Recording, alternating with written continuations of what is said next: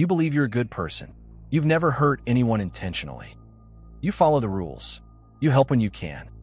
But under the right circumstances, with the right pressures, you would do something unforgivable. And you wouldn't even recognize yourself while doing it. In 1961, a man walked into a laboratory at Yale University.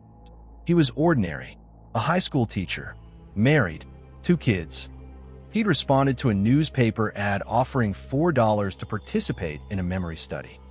Within an hour, he would deliver what he believed were lethal electrical shocks to a stranger, continuing even as that stranger screamed, begged, and eventually fell silent. When it was over, he would shake as he left the building. But he had finished the experiment. He had obeyed. His name has been lost to history, but his actions revealed something about human nature that we still refuse to accept.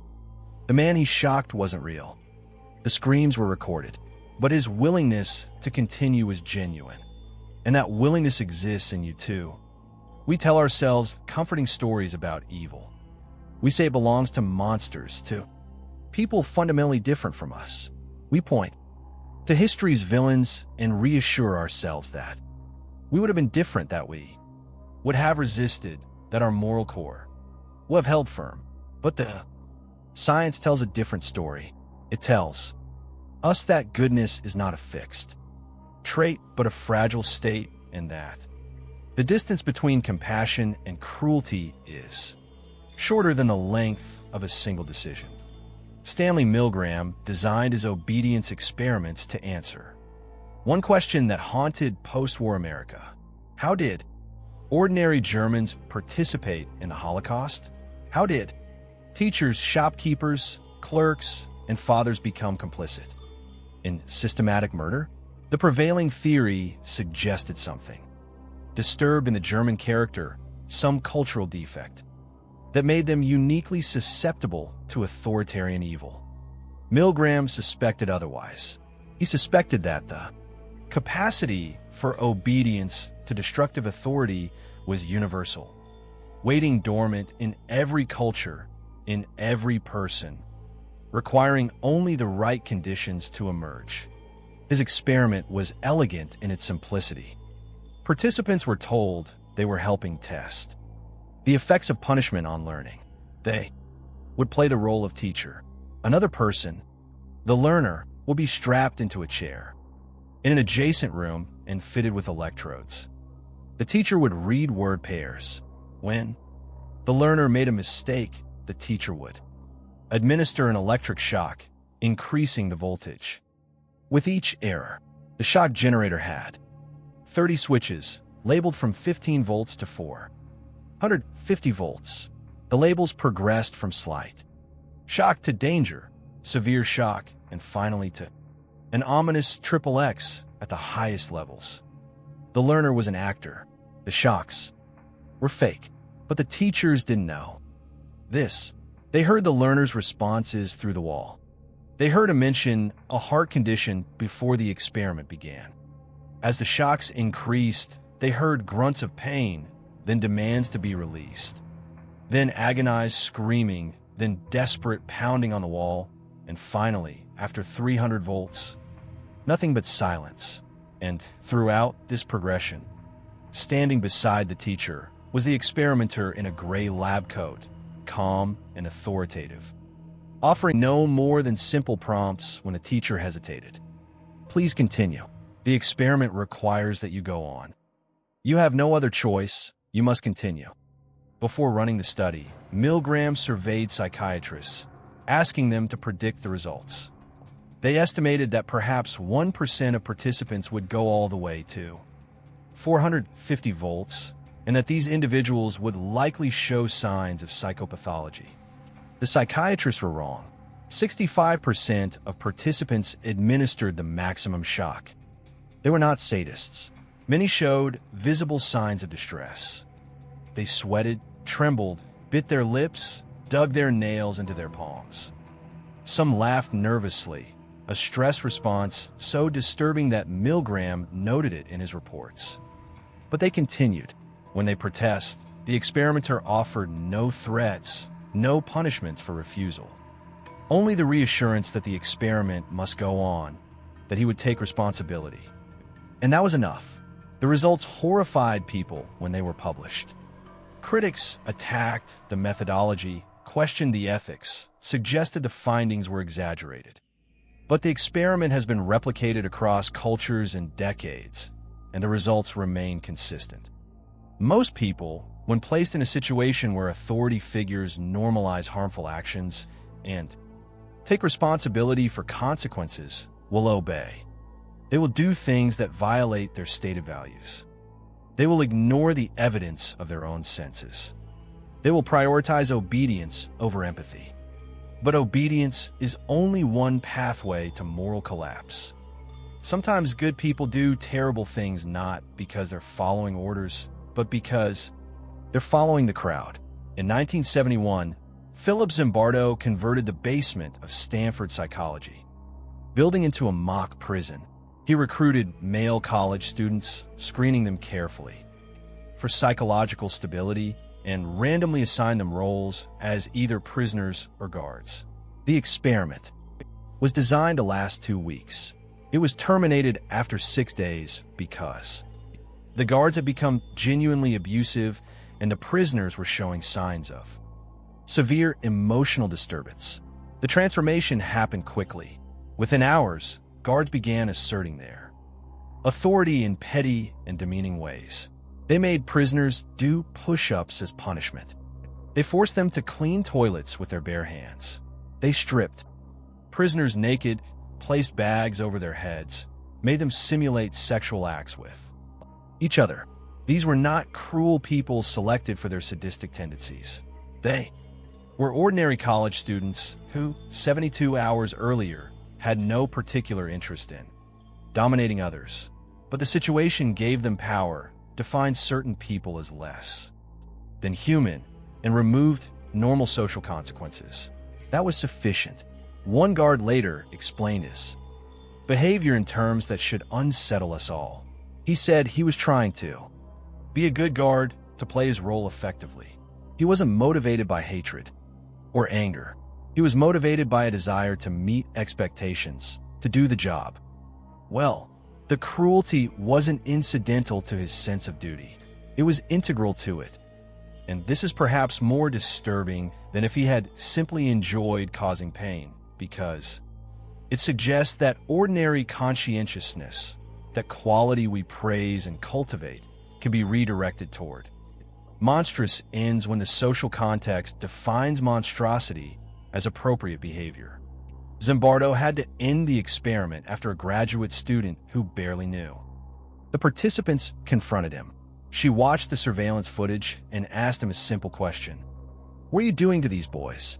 Zimbardo later reflected that he had become so absorbed in his role as prison superintendent, so focused on maintaining the integrity of the experiment, that he had stopped seeing the suffering in front of him as real. He had succumbed to the same psychological forces he was studying. The situation had transformed him too. These experiments reveal something crucial about human moral psychology. We are not blank slates that situations write upon, but neither are we fixed characters with immutable values. We are responsive beings, constantly adjusting our behavior to fit social contexts, and our sense of right and wrong is far more flexible than we want to believe. The philosopher Hannah Arendt, covering the trial of Adolf Eichmann, coined the phrase "the banality of evil" to describe this phenomenon.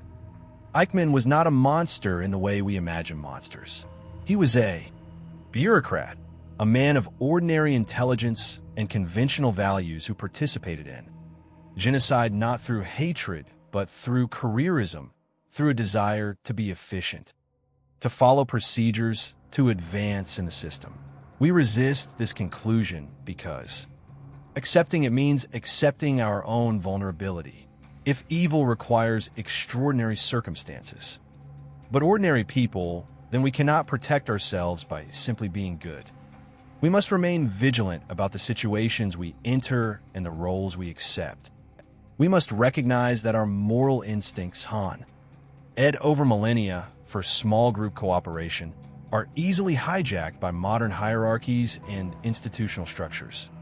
The psychologist Albert Bandura identified several mechanisms of moral disengagement that allow good people to do bad things without experiencing guilt or cognitive dissonance. We use euphemistic language to sanitize harmful actions, enhanced interrogation instead of torture, collateral damage instead of dead civilians, right-sizing instead of mass firings. We displace responsibility onto authorities or systems. I was just following orders. I was just doing my job. The algorithm made the decision. We dehumanize victims, describing them in terms that strip away their individuality and emotional reality. Targets instead of people, cases instead of families, users instead of human beings with complex lives. These mechanisms don't require conscious manipulation. They emerge naturally in organizational contexts, and we adopt them without realizing how they're reshaping our moral landscape. A manager begins referring to as optimizing human capital, and within weeks finds it easier to eliminate positions because the language has created psychological distance from the suffering those eliminations cause. A military unit begins using coordinates instead of place. Names and civilian casualties become easier to accept because the language has transformed populated areas into abstract grid points. We also engage in advantageous comparison, where we justify harmful actions by comparing them to worse alternatives. A company knowingly releases a product with safety flaws but argues that the injury rate is lower than the industry average. A government implements a policy that will harm vulnerable populations but defends it by pointing to even harsher policies in other nations. The comparison is technically accurate, but morally irrelevant. That someone else does worse does not make our actions good. Perhaps most insidiously, we attribute blame to victims, reconstructing their circumstances to make their suffering seem inevitable or deserved. The employee who was fired must have been underperforming. The civilian who was killed must have been in a restricted area. The family that lost their home must have made poor financial decisions. This attribution serves a psychological function. It allows us to maintain our self-image as good people while participating in or benefiting from systems that harm others. If victims deserve their fate, we need not feel complicit in their suffering. These mechanisms are not symptoms of moral weakness. They are features of human cognition, adaptations that allow us to function in complex social hierarchies without being paralyzed by empathy. In small ancestral groups, we can know everyone affected by our decisions. We could see the consequences of our actions directly. Modern systems operate at scales that overwhelm our moral instincts. We make decisions that affect thousands or millions of people we will never meet, and our minds protect us from the weight of that impact by creating distance, by abstracting, by fragmenting. Consider how easily we adopt the logic of systems we belong to. A loan officer denies mortgage applications from certain neighborhoods without examining individual cases because the algorithm flags them as high risk. She is not motivated by racism. She is motivated by efficiency, by following company protocols. A soldier fires on a target designated by commanders without questioning the intelligence because questioning orders undermines unit cohesion. He is not motivated by bloodlust. He is motivated by duty, by trust in the chain of command. A corporate executive approves cost-cutting measures that will result in preventable deaths because the alternative is bankruptcy and mass layoffs. She is not motivated by callousness. She is motivated by a sense of responsibility to shareholders and employees. In each case, the individual can sincerely believe they are acting ethically within their role while participating in outcomes they would find abhorrent if described in plain terms. This is the machinery of moral collapse. It operates through diffusion of responsibility, through specialized language that obscures consequences through institutional structures that fragment decisions so that no single person feels accountable for the final result. The psychologist Solomon Asch demonstrated how powerful conformity pressure can be even in trivial situations. He showed participants a series of lines and asked them to identify which of 3 comparison lines matched a reference line. The task was absurdly easy. The correct answer was always obvious. But Asch planted Confederates in each group who unanimously gave the wrong answer. And faced with this false consensus, 75% of participants conformed at least once, denying the evidence of their own eyes to avoid standing alone against the group. If people will override their own perception on something as meaningless as line length, imagine the pressure to conform on questions that affect their careers, their reputations, their sense of belonging to something larger than themselves. Imagine a young analyst in an intelligence agency who notices that interrogation reports seem inconsistent with established facts. She could raise concerns, but doing so would imply that her colleagues are either incompetent or dishonest. It would mark her as someone who prioritizes individual judgment over institutional expertise. It would jeopardize relationships she has spent months building, so she stays quiet, and intelligence moves up the chain, and eventually people die because of decisions based on information everyone involved suspected was wrong, but no one felt empowered to challenge. This is not hypothetical. This pattern has repeated throughout history. Groups of intelligent, well-meaning people have collectively made catastrophic decisions because the social cost of dissent exceeded the perceived probability that dissent would change the outcome. And in the aftermath, when we examine what went wrong, we focus on individual failures of judgment rather than the systemic pressures that made those failures inevitable. This is why whistleblowers are so rare and so important. They are not necessarily more moral than their colleagues. They are people who, for reasons often mysterious even to themselves, retain the capacity to see familiar actions as strange, to recognize that normal procedures have become grotesque, but organizations systematically marginalize dissent. The person who questions standard practices is labeled difficult, not a team player, someone who doesn't understand the bigger picture. These labels are not consciously designed to silence opposition. They emerge organically as groups develop shared understandings and definitions of professionalism. The disturbing implication is that moral progress depends less on improving individual character than on designing systems that resist these mechanisms of disengagement. We cannot rely on people to be heroes. Most people, most of the time, will conform to the expectations of their roles and the norms of their institutions. If we want different outcomes, we need different structures. We want to believe that we would be different, that our moral clarity would cut through institutional fog, that we would risk everything to do what's right. But the evidence suggests otherwise. The evidence suggests that most of us would rationalize, comply, and adjust our ethical frameworks to accommodate the demands of our circumstances. We would tell ourselves we're picking our battles, waiting for a better opportunity to speak up, try to change the system from within. And these would not be lies exactly. They would be the stories we need to tell ourselves to reconcile our self-image with our behavior. There's a particular kind of person who does resist these pressures, and they are worth studying.